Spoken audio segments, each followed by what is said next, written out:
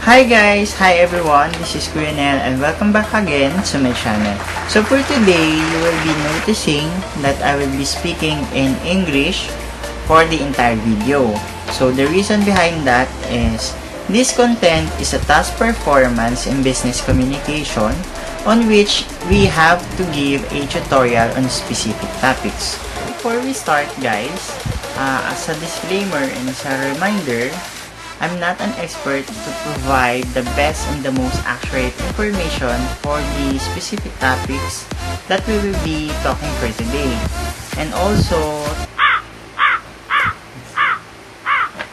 and to inform you guys, I have speech impediment on which I'm asking you guys to have a wide range of understanding and patience on watching and listening to this video. So, without further ado, let's start the video tutorial. We have 3 topics that we will be talking about. So the first questions will be asked by Miss Wenceslao. So video clip insert. And can I ask you a question? What is an email? Is there any importance of using it?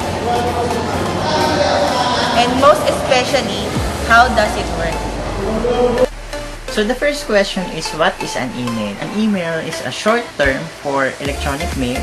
It is very similar to a letter, but the only difference is an email is being sent via internet to the recipient. And also an email address is required to receive an email. So those addresses is very unique to every users. So what is the importance of using an email? So the importance of an email to businesses is it is their method on communication between organizations. It is fast, cheap, accessible, and easy to replicate it. Using an email can greatly benefit businesses as it provides efficient and effective ways to transmit all kinds of data and information. So how does it work? So we have some illustrations to provide those steps. Step number 1, open your email program, and the most popular one is the Yahoo Mail. Step number 2, left click new or the compose button to start. Step number 3, type in the email address of the person you want to send the file. Step number 4, type in the reason for the email in the subject line. Step number 5, if you are going to attach a file or a document, locate the paperclip icon in your toolbar and click it. After clicking the paperclip icon, click the browse button. Step number 8, navigate the files you want to send. Step number 9, double left click the file you want to send. Step number 10, the browse window should close and return to your email. 11, look under the subject. You should see an icon representing the file you want to send. It should be labeled with the name and size of the file you want to send. Step number 12, type any notes into your email as you would normally. Step number 13, double check the address, subject, and attached file to ensure all are correct. Step number 14, left click send. So we already finished discussing the email. So the second topic will be asked by Miss Rika May Minping. So video clip insert. Hello Kianel, my question is, what can you say about fax? And is it important to use in a business? And what is the step using it?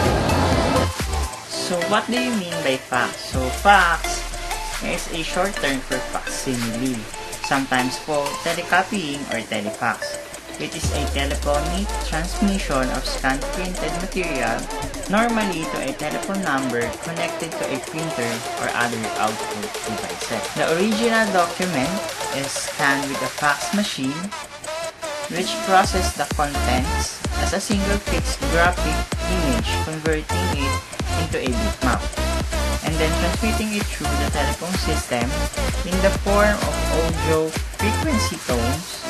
The receiving fax machines interprets the tones and reconstruct the image, printing a paper copy.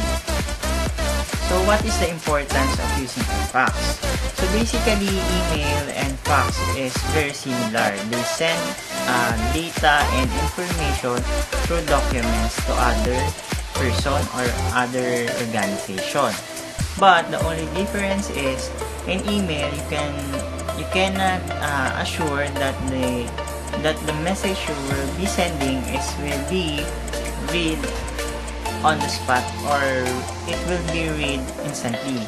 But in a fax, receiving a fax, it must be acknowledged that the document was received successfully. So basically, if the message you sent through fax is received, you can actually assure that your document was being received successfully. So how can we use the fax? So I will be inserting some illustrations for the steps of using a fax. Step number 1.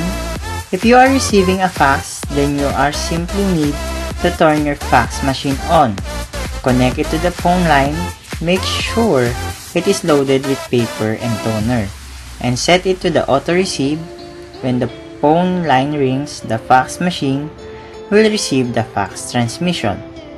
Step number 2. If you are sending the fax, prepare a document to send as well as a fax number to send it to. Step number 3. Insert the document into the document feeder of the fax machine. Step number 4. Enter the fax number you want to send your fax to into the fax machine. Step number 5. Press the send button on your fax machine.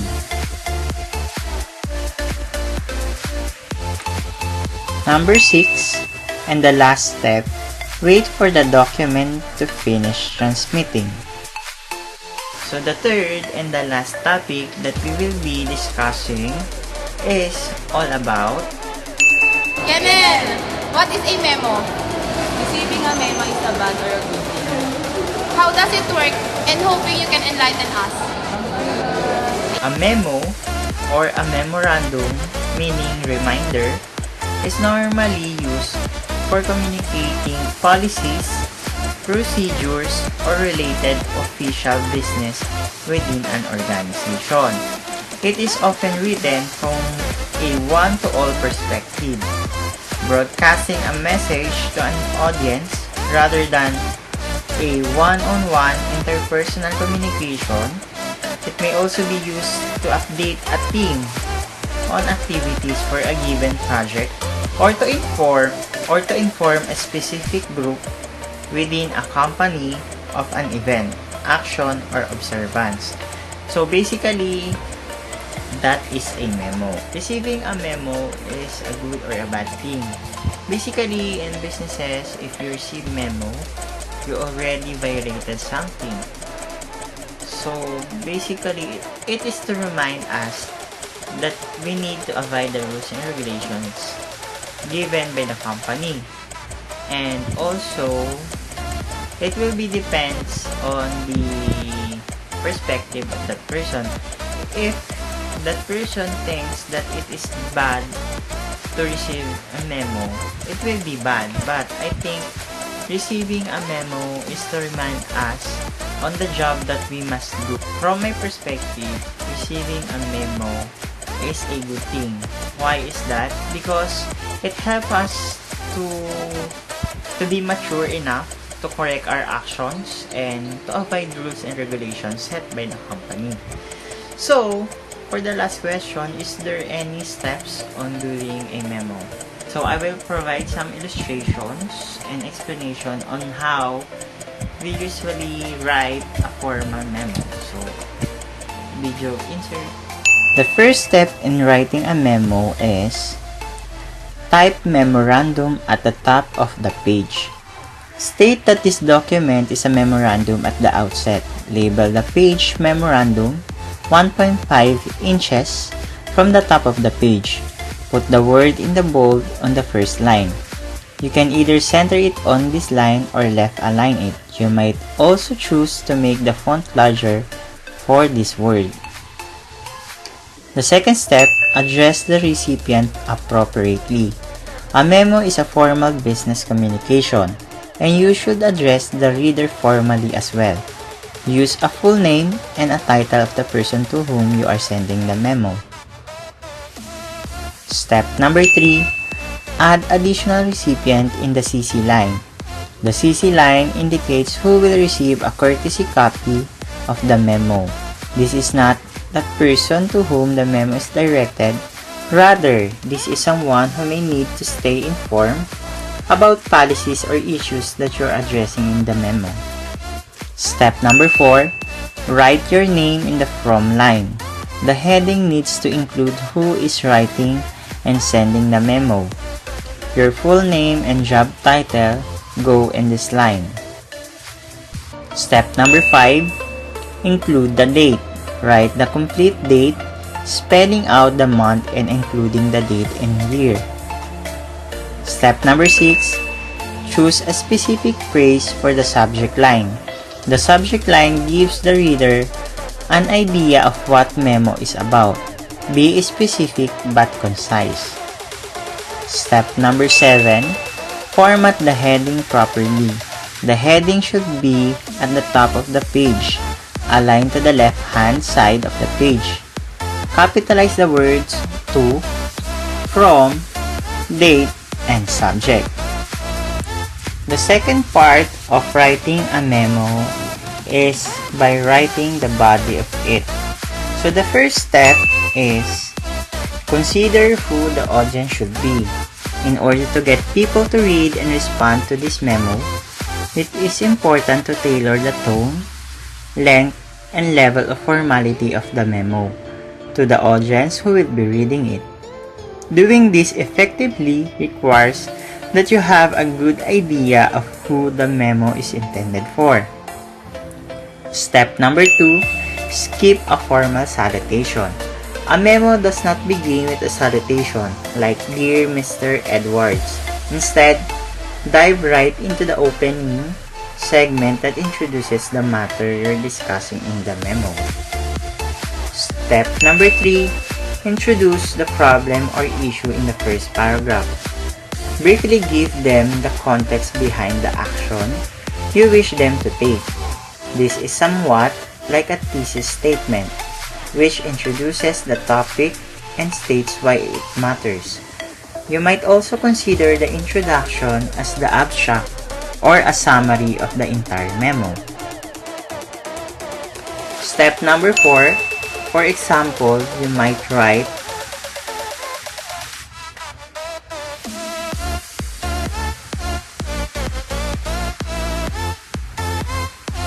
Step number 5, give context for the issue at hand.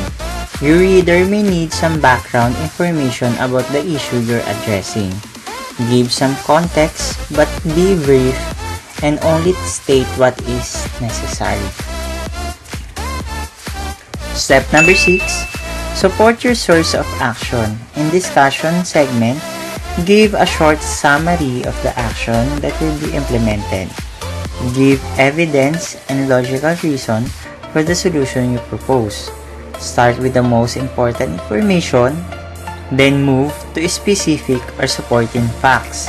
State how the readers will benefit from taking the action you recommend, or be disadvantaged through lack of action. Step number 7, suggest the action that the reader should take.